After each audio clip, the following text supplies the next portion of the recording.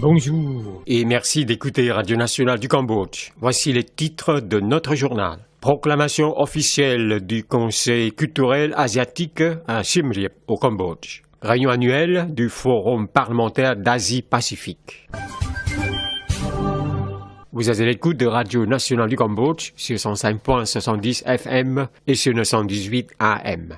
La cérémonie de proclamation officielle du Conseil culturel asiatique s'est tenue fin après-midi du 15 janvier à Angkor, dans la province de Siem Reap du Cambodge. Samdech Techo Hun Sen, Premier ministre du Cambodge et président fondateur d'honneur du Conseil culturel asiatique, CCA, a souligné à cette occasion que l'organisation de la rencontre entre des hommes politiques et d'importants dirigeants d'Asie et les invités d'honneur venant de l'Amérique latine, d'Afrique et d'Asie-Pacifique au moment de la proclamation officielle du Conseil culturel asiatique s'avérait très importante, qu'elle marque l'ouverture d'une nouvelle page de la coopération culturelle internationale pour les intérêts humains de la région. Le Premier ministre cambodgien a poursuivi que le Cambodge a un grand honneur de jouer un rôle de direction de l'institution du Conseil culturel asiatique et qu'il est le premier pays asiatique qui a le mieux collaboré avec l'UNESCO dans la construction de sa capacité pour être modèle dans la gestion et la conservation du patrimoine de l'humanité avec succès après que le Cambodge avait joui de la paix complète, de l'unité nationale et territoriale totale fin 1998 par l'application de la politique gagnant-gagnant étant le premier événement historique au Cambodge sans précédent durant plus de 500 années écoulées. Le Premier ministre cambodgien a poursuivi ainsi pour redresser les cultures dans la région de manière efficace, en paix et avec un développement durable. Je tiens à demander au Conseil culturel asiatique de mettre en œuvre ces importantes missions mentionnées dans les accords avec efficacité et transparence et de respecter sérieusement les trois principes compréhension, respect et intérêt mutuel pour la paix durable. À noter que le CCA, Conseil culturel asiatique, a été créé en 2018 par la Conférence internationale des partis politiques d'Asie, CIPPA. Cette organisation est composée de plus de 350 partis politiques venus de 52 pays régionaux. Le CCA a été reconnu par l'UNESCO après un accord tripartite entre l'UNESCO, la CIPPA et le CCA conclu le 4 décembre 2018 à Siem Reap au Cambodge.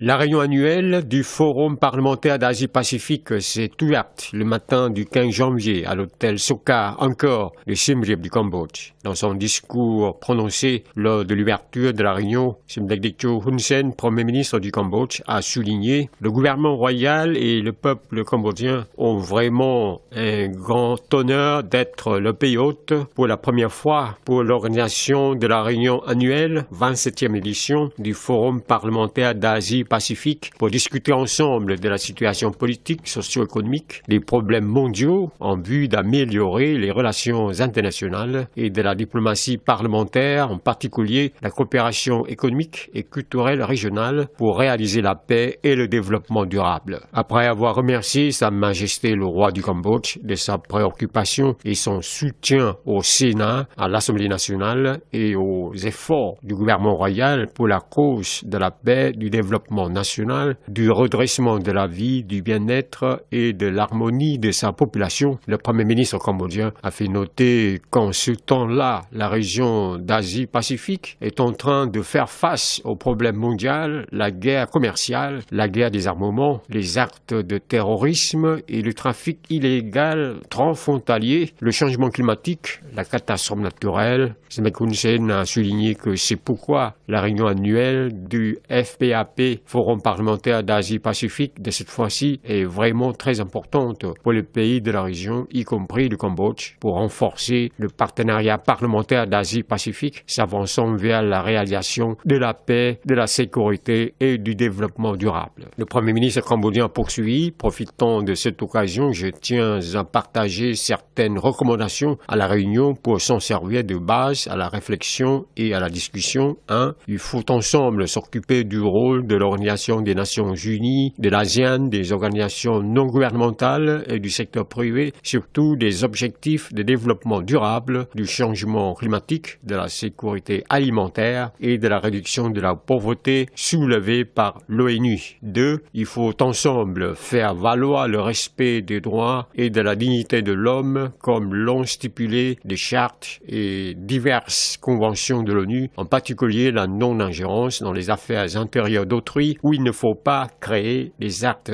illégaux qui provoquent une instabilité politique ou un chaos dans la région. 3. Il faut ensemble régler un conflit par les négociations pacifiques ou par les principes de la loi internationale ou par la politique gagnant-gagnant qui permettrait aux parties de conflit des deux côtés de gagner toutes les deux ou de l'accepter en paix. 4. Il faut ensemble empêcher et réprimer à temps et avec efficacité le trafic de drogue, le trafic d'objets anciens, le délit de la technologie de télécommunications, le trafic de femmes et d'enfants et lutter contre les maladies infectieuses. Et 5. Il faut ensemble redresser la culture par l'échange d'expériences entre les pays de la région, renforcer l'amitié et la coopération étroite entre les pays d'Asie-Pacifique pour maintenir la paix durable dans la région et dans le monde, s'avançant vers un développement durable. C'est la fin de cette édition. Merci de l'avoir suivi sur Radio Nationale du Cambodge. Au revoir